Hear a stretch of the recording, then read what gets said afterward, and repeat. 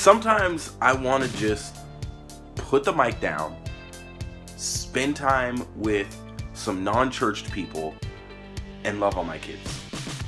I tweeted that this morning, and one of my friends actually hit me up and was asking me about it and was asking me questions, and I wanted to explain it because I know that it's definitely a different type of tweet. And here's the thing, if I just was being honest, you know, I'm an observer of preachers.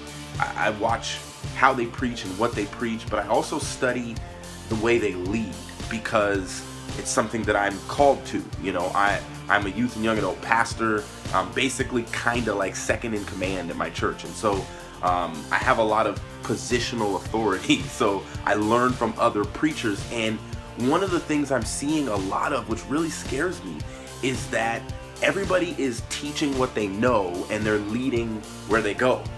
And so no one is teaching other people or the future generations or other leaders to be something that they're not. But that's actually what we're called to do, because we're called to tell people to be Jesus, which we're not. We're not always right. And my fear and what I'm afraid of, and I don't want to end up doing, is becoming so confident in the way that my church does things or the way that I think things should be done, to where I actually end up taking shots at other churches, not even intentionally, but end up telling my church or my people in sermons or in meetings that the way we do it is how it should be done.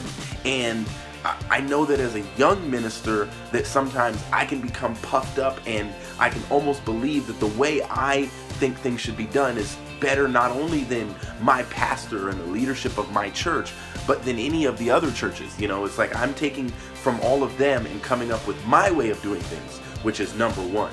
And I think that's dangerous. And I don't know if it's actually possible in this entertainment culture and CEO, superstar, superhero preacher culture that we have, where the preacher's got to be like the coolest person in the church. Like, that's today's culture, especially in this mega church culture. And the preacher's brand has to be airtight and awesome. You know, you have to have a brandable pastor, someone that can stand up in front of people and they'll actually want to emulate the way that the pastor looks and their mannerisms and the way they dress and the way they talk and the way they walk, and they have a motivating story. And I just want people to be like Jesus. You guys can leave comments and let me know your opinion, but you know, that's just how I feel today.